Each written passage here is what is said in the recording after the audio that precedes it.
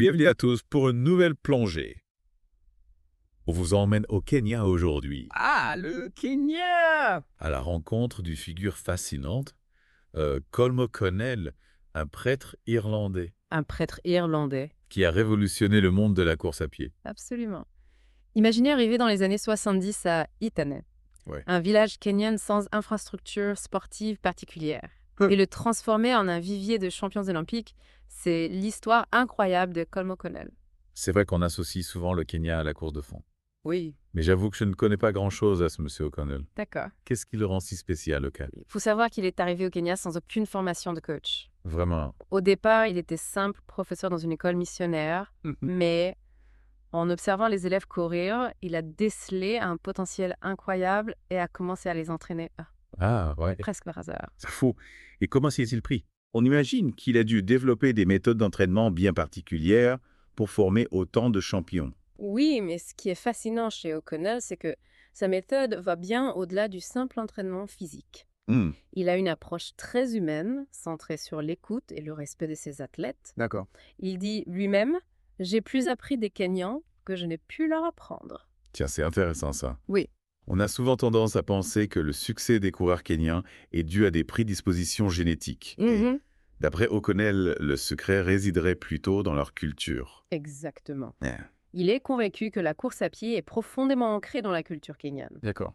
Les enfants courent pour aller à l'école, pour jouer, pour aider leur famille. Ouais. La course fait partie de leur quotidien depuis leur plus jeune âge. Ce qui expliquerait leur endurance exceptionnelle. Oui, On a l'impression que pour eux, courir est aussi naturel que marcher. c'est ça. Et O'Connell a su s'adapter à cette culture. Il n'a pas cherché à imposer des méthodes d'entraînement occidentales.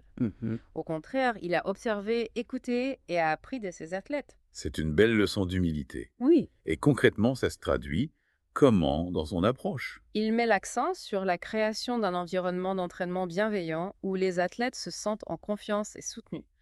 Il encourage l'esprit d'équipe, le partage et la solidarité. On est loin de l'image du coach autoritaire et directif qu'on voit parfois dans d'autres sports. Tout à fait. Et son palmarès est là pour prouver que sa méthode fonctionne. Ouais. Il a coaché 25 champions du monde et 4 médaillés d'or olympiques. Ah oui. Des athlètes comme Wilson Kipketer, qui a détenu le record du monde du 800 mètres, ou encore David Rudisha, Ouais. qu'on voit s'entraîner avec lui dans le documentaire Man en mission. Des noms qui résonnent dans le monde de l'athlétisme. Il doit avoir un don pour détecter le potentiel chez les jeunes coureurs. Et il a même développé une philosophie pour ça, la méthode FST. FST. Qu'est-ce que ça signifie? C'est un acronyme pour Focus, Alignement, Stabilité et Timing. Ce sont les 4 éléments clés qu'il observe chez un coureur pour évaluer son potentiel. Intéressant. On sent que son approche est très complète. Oui, Elle prend en compte à la fois le physique, le mental et la technique de course. absolument. Et d'ailleurs, si on parle d'entraînement, Ouais. on a la chance d'avoir accès à un exemple de programme hebdomadaire suivi par ces athlètes. Ah oui, on peut jeter un œil. J'avoue que je suis curieux de voir à quoi ressemble une semaine d'entraînement type avec O'Connell. Avec plaisir, mon gars, on va décortiquer ça ensemble. Super. Alors, le lundi matin, les hommes courent entre 8 et 9 km suivis d'étirements, tandis que les femmes parcourent 6 à 7 km. Avec également des étirements, l'après-midi, c'est la sortie longue, 45 à 60 minutes pour les 2 groupes. D'accord. Avec des distances légèrement plus longues pour les hommes. On voit déjà une différence de volume d'entraînement entre les hommes et les femmes.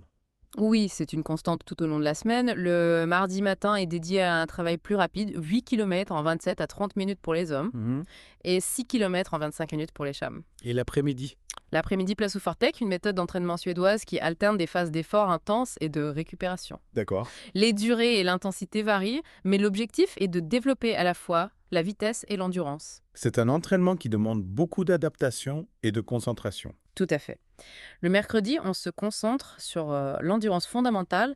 Les hommes courent 9 km à 60% de leur VMA, tandis que les femmes font 7 km à la même allure. L'après-midi, c'est le circuit training, avec des exercices variés, du sprint et des foulées longues. On sent vraiment une alternance entre séances intenses et récupération. Oui, l'équilibre est primordial pour éviter le surentraînement et les blessures. C'est une approche qui est assez intense. Mm. Mais j'imagine qu'il ne s'agit pas que de courir à longueur de journée. On évoquait tout à l'heure l'importance de la culture kenyane dans la réussite de ces athlètes. Est-ce que cet aspect se reflète aussi dans l'entraînement? Absolument. O'Connell a bien compris que la culture kenyane est une force incroyable. Il l'intègre dans son approche d'entraînement de plusieurs manières. Par exemple, quand c'est Eh bien, il encourage les coureurs à s'entraîner en groupe, à se soutenir mutuellement. C'est une pratique courante au Kenya, où les athlètes courent souvent ensemble, quel que soit leur niveau. C'est une belle image de solidarité. On imagine que ça crée une dynamique de groupe très motivante. Exactement. Et ça permet aussi aux plus jeunes d'apprendre des plus expérimentés, de s'inspirer de leurs aînés. En parlant d'apprentissage, on a évoqué tout à l'heure le documentaire Man on a Mission. Il y a une anecdote assez frappante à ce sujet. Ah oui. Je vois où vous voulez en venir, la scène où l'ancien champion du monde, Eamon Coughlin, visite une classe de chimie au Kenya. Et demande aux élèves combien d'entre eux se considèrent comme d'excellents coureurs. Et personne ne lève la main. C'est étonnant, non? Dans un pays réputé pour ses champions de course à pied, on s'attendrait à ce que tous les jeunes se rêvent en futurs vainqueurs de marathon. Et pourtant, quand Coughlin demande combien d'entre eux sont de bons chimistes, toute la classe lève la main. C'est très révélateur de la place accordée à l'éducation au Kenya. Tout à fait. L'éducation est une priorité absolue pour les familles kenyanes. Les enfants sont encouragés à étudier et à réussir leurs études, car c'est perçu comme la clé d'un avenir meilleur. Du coup, on comprend mieux pourquoi O'Connell accorde autant d'importance à l'équilibre entre sport et études. Absolument, il encourage ses athlètes à poursuivre leur scolarité, à avoir un projet de vie en dehors de la course à pied. Il ne veut pas qu'ils misent tout sur une carrière sportive incertaine. C'est une approche responsable et humaine. On sent qu'il a vraiment à cœur le bien-être de ses athlètes au-delà de leur performance sportive. Et puis, il y a un autre aspect important de l'entraînement à la kenyane, l'environnement. Ah oui, bien sûr. Iten, où O'Connell a installé son camp d'entraînement, est situé en altitude, n'est-ce pas? Exactement, à 400 mètres d'altitude, s'entraîner dans un air raréfié en oxygène permet de développer des capacités respiratoires et une endurance exceptionnelle, c'est l'un des secrets de la réussite des coureurs kenyans. D'accord, donc en plus de la culture et de l'éducation, l'environnement joue un rôle déterminant. Tout à fait. Et O'Connell a bien compris, il a choisi Ickenham pour son altitude, mais aussi pour la variété des terrains d'entraînement qu'offre la région. On peut développer Ranzia. Bien sûr, il y a des pistes en terre battues, des sentiers montagneux, des collines escarpées. Les athlètes s'entraînent sur tout type de surface, ce qui les rend plus forts et plus polyvalents. C'est comme s'ils étaient préparés à affronter n'importe quelle course, n'importe quel terrain. Exactement. Et puis, il y a cet aspect important de l'entraînement en altitude, le développement de la VO2 max. La VO2 max, c'est quoi au juste? C'est la quantité maximale d'oxygène que votre corps peut utiliser pendant un effort intense. Plus votre VO2 max est élevé, plus vous êtes endurant. D'accord. Et l'entraînement en altitude permet d'améliorer cette VO2 max. Oui, car le manque d'oxygène en altitude stimule la production de globules rouges, ce qui permet de transporter plus d'oxygène vers les muscles. C'est fascinant. On comprend mieux pourquoi O'Connell a choisi d'installer son camp d'entraînement à Eton. Et il ne se limite pas à l'entraînement d'altitude. Il utilise aussi des méthodes plus traditionnelles comme le fartlek qu'on a évoqué tout à l'heure. Le fartlek, c'est séances d'entraînement qui alternent des phases d'effort intenses et de récupération. Ces séances permettent de développer à la fois la vitesse et l'endurance. Elles sont très populaires chez les coureurs kenyans. On sent que l'entraînement avec O'Connell est un savant mélange de tradition et de modernité. Tout à fait. Il combine les méthodes d'entraînement ancestrales kenyanes avec des techniques plus modernes comme l'entraînement en altitude ou le fartlek. Et il n'oublie pas l'importance de la récupération. Bien vu, la récupération est un élément essentiel de l'entraînement. O'Connell insiste sur le repos, l'alimentation équilibrée et l'écoute du corps. C'est un aspect souvent négligé par les sportifs amateurs, mais qui est pourtant crucial pour éviter les blessures et le surentraînement. Absolument. Et puis, il y a un autre élément important de la méthode O'Connell, la dimension mentale. Ah oui? De quoi s'agit-il? O'Connell est convaincu que la force mentale est tout aussi importante que la force physique. Il encourage ses athlètes à développer leur concentration, leur détermination et leur confiance en eux. C'est un aspect qui est souvent mis de côté dans l'entraînement sportif, mais qui est pourtant essentiel pour performer au plus haut niveau. Tout à fait. Et O'Connell a développé des techniques spécifiques pour aider ses athlètes à renforcer leur mental. Par exemple, Il utilise la visualisation, la méditation et il les encourage à se fixer des objectifs clairs et ambitieux. on comprend mieux pourquoi ces athlètes sont réputés pour leur force mentale et leur capacité à se surpasser lors des compétitions. C'est ça. O'Connell a su créer un environnement d'entraînement où les athlètes se sentent soutenus, encouragés et motivés à donner le meilleur d'eux-mêmes tant physiquement que mentalement. C'est une approche globale qui prend en compte tous les aspects de la performance. Absolument. Et c'est sans doute l'une des clés du succès de Colm O'Connell. Il a réussi à créer une véritable école de champions en s'inspirant de la culture kenyane, en adaptant ses méthodes d'entraînement et en plaçant l'humain au cœur de son approche. Exactement. Et son influence dépasse largement les frontières du Kenya. Ah bon, on pense avoir plus. Avec plaisir, dans la dernière partie de notre deep dive, on va explorer l'impact de Comme O'Connell au-delà du Kenya. On va voir comment sa philosophie d'entraînement a inspiré des coachs et des athlètes dans le monde entier. Restez avec nous. On retrouve notre expert pour la dernière partie de notre deep dive sur Comme O'Connell. Vous disiez que son influence dépassait les frontières du Kenya.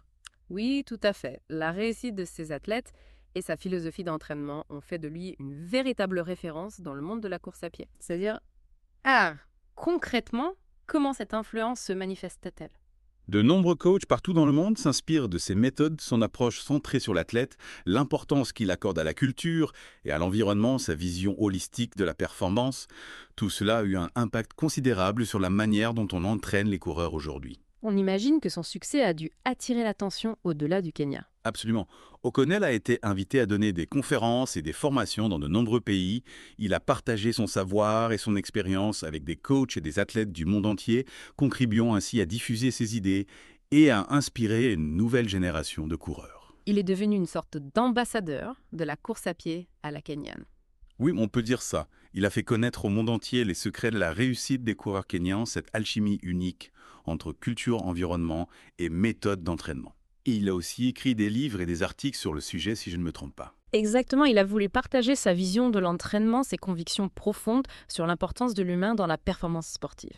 C'est formidable de voir comment un homme parti entraîner des jeunes dans un petit village kenya a pu avoir un impact aussi important sur le monde de la course à pied. C'est une belle histoire qui nous montre la passion, l'humilité et le respect des autres peuvent mener loin. Et cet héritage, il ne se limite pas aux résultats sportifs, j'imagine.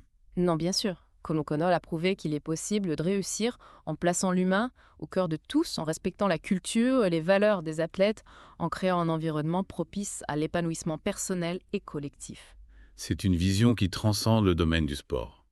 On pourrait appliquer ces principes à bien d'autres domaines de la vie, l'éducation, le travail, les relations humaines. Tout à fait. L'histoire de Comme O'Connell nous rappelle que la réussite ne se mesure pas uniquement aux médailles et aux records, elle se nourrit aussi de valeurs humaines, de respect, d'humilité et de partage. Voilà une belle leçon pour conclure notre deep dive. En espérant qu'il vous aura donné envie d'en savoir plus sur ce personnage fascinant et sur la culture de la course à pied au Kenya. Et surtout, on vous encourage à réfléchir à la manière dont vous pouvez appliquer les principes de Comme O'Connell dans votre propre vie, que ce soit dans le sport au travail ou dans vos relations avec les autres. N'oubliez jamais que la réussite est un chemin qui se construit pas à pas, avec patience, persévérance et surtout en restant fidèle à ses valeurs. Merci de nous avoir accompagnés dans cette aventure kenyane. On se retrouve bientôt pour un nouveau Deep Dive.